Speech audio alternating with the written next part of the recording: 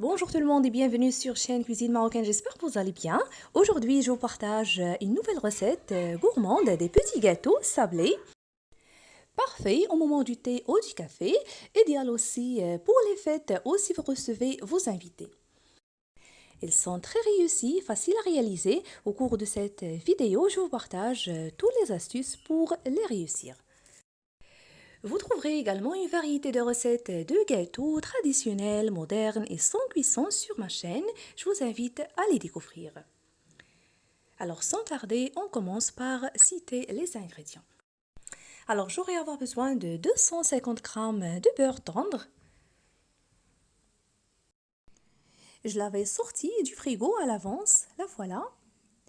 Et 100 g de poudre de crème pâtissière, ça donne un très bon goût au gâteau. Vous pouvez le remplacer par la fécule de maïs, la maïzena, et la même quantité pour le sucre tendre à glace.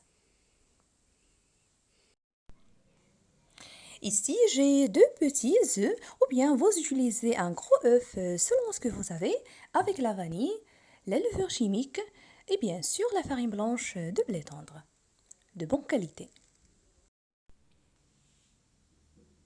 Alors dans un récipient, je mets le beurre, le sucre tendre glace tamisé avec la vanille et les œufs, puis avec un batteur, je mélange bien pour obtenir un mélange pommade. Vous pouvez aussi mélanger manuellement si vous le souhaitez.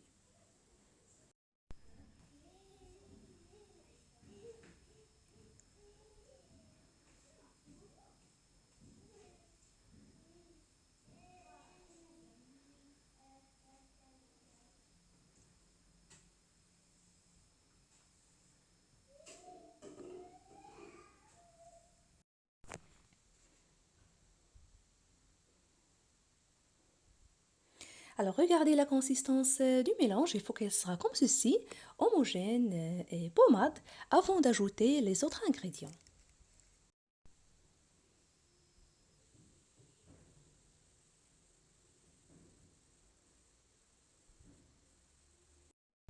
Maintenant, je rajoute la poudre de crème pâtissière avec une petite cuillère de la levure chimique et la farine blanche en petite dose tamisée.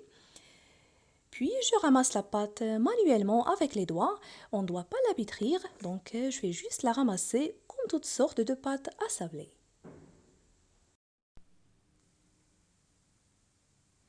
Alors pour la farine, ici j'ai 500 grammes, donc je ne vais pas l'ajouter d'un seul coup, je l'ajoute petit à petit selon le mélange.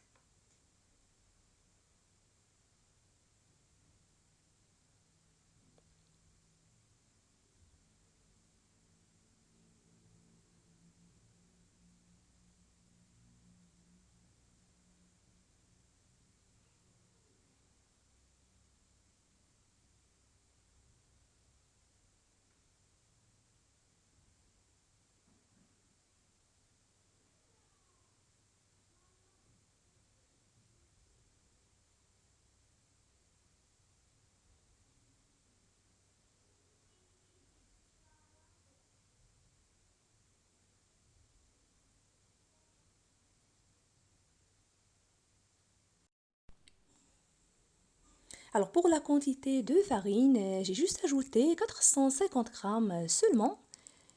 Donc c'est selon l'absorption et selon la quantité des œufs. Alors regardez la pâte homogène et tendre, donc pas trop dure ni assez molle comme vous voyez. Alors pour qu'elle soit plus ferme, je vais la filmer, laisser reposer au frigo 1 heure, 2 heures ou bien au congélateur pendant 15 à 20 minutes.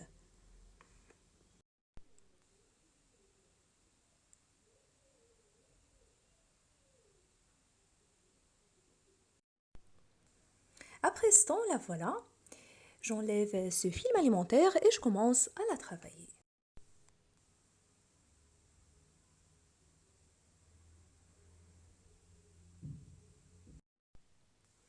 Maintenant, entre deux papiers cuisson, bien entre deux films alimentaires, je vais l'abaisser à l'aide du rouleau à pâtisserie. Comme ça, c'est plus facile et plus pratique au lieu de saupoudrer à chaque fois de la farine. Alors ici, si vous voulez assembler les deux morceaux de gâteau, vous allez abaisser la pâte finement d'une épaisseur d'environ 3 mm. Sinon, vous allez l'abaisser d'une épaisseur de demi-centime, selon ce que vous souhaitez.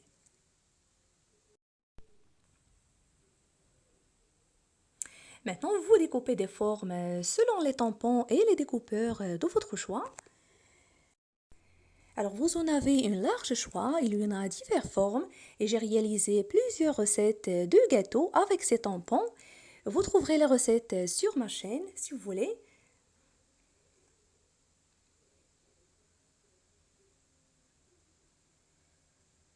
Je vais utiliser celui-là, rond, avec ses deux faces, puisque je vais les assembler à la fin, après la cuisson, avec une autre forme, le voilà. Et ça dépend de votre choix.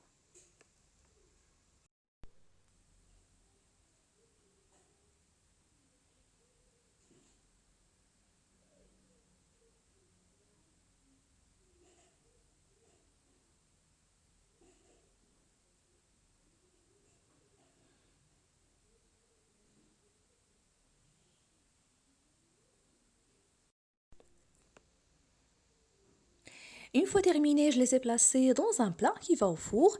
Donc, je les ai séparés, ceux qui sont troués des autres, puisque ça cuit rapidement et prennent moins de temps au four que les autres.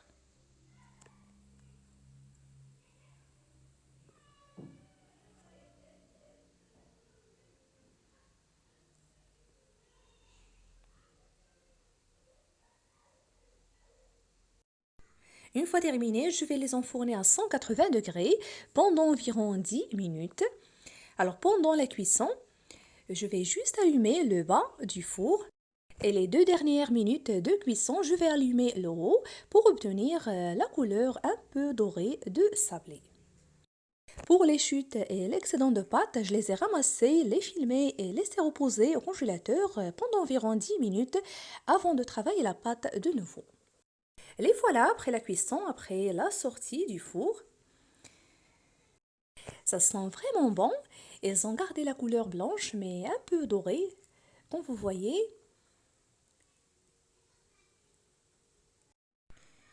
Très léger et 100% réussi. Alors, je les ramasse, je les laisse refroidir avant de passer à la finition. Si vous n'avez pas le temps ou vous ne voulez pas les travailler ou les décorer à l'instant, gardez-les dans une boîte hermétique bien fermée au frigo. Ça reste jusqu'à un mois.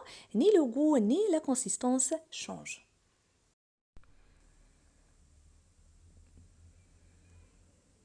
Alors une fois que j'ai vidé les plaques du four, je sors la pâte restante du congélateur et je termine de la même façon jusqu'à ce que je finis toute la quantité.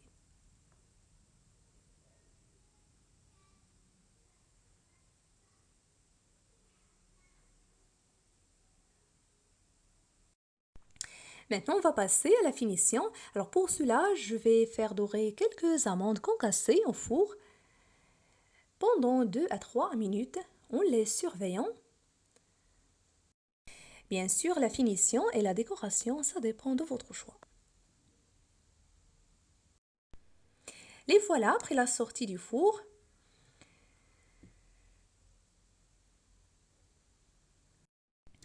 Alors pour assembler les gâteaux, je vais utiliser du miel qu'on utilise dans la pâtisserie avec le chocolat au lait. Alors vous allez juste utiliser les 3 quarts de ce verre de 150 grammes puisqu'il m'en encore resté à la fin avec 15 morceaux de chocolat au lait, l'équivalent de 160 grammes. Alors je l'avais mis dans cette casserole comme vous avez suivi, je le préchauffe un peu, puis je vais faire fondre le chocolat dedans.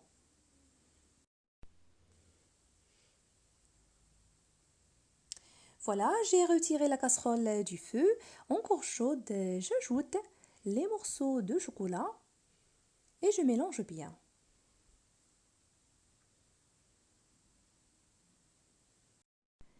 Là, vous pouvez ajouter dedans l'arôme de votre choix de caramel ou du café, selon ce que vous aimez. Voilà, il faut obtenir un mélange homogène.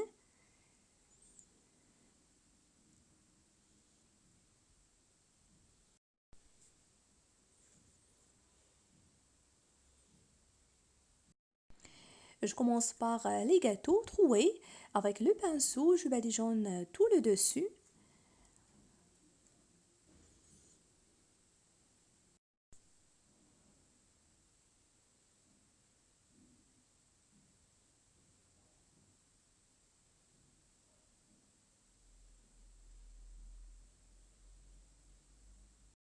Puis, je les trempe dans les amandes grillées et concassées. Je fais de même pour les autres. Vous pouvez aussi utiliser juste la confiture si vous voulez. Ou bien vous allez faire fondre le chocolat noir ou le chocolat au lait. Donc ça dépend de votre choix. Si vous en avez aussi le lait concentré sucré caramélisé, vous pouvez l'utiliser. Donc voilà, je termine de la même façon.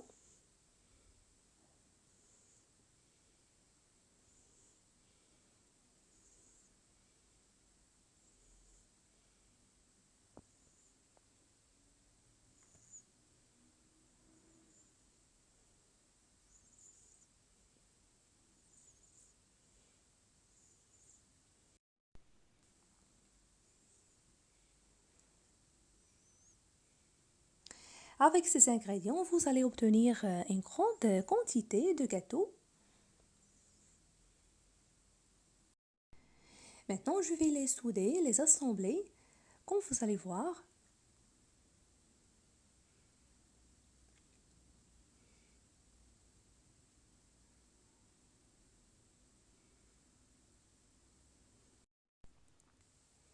Elle a un très bon goût, cette sauce. Je vous conseille de la tester.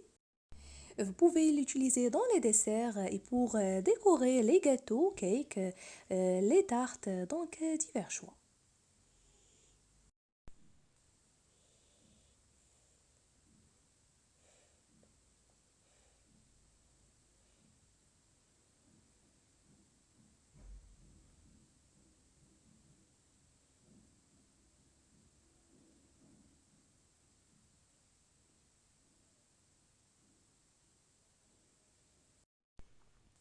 Alors une fois terminé, je vais remplir les trous de cette sauce caramel. Si vous en avez une bouche à douille, vous l'utilisez, c'est plus pratique.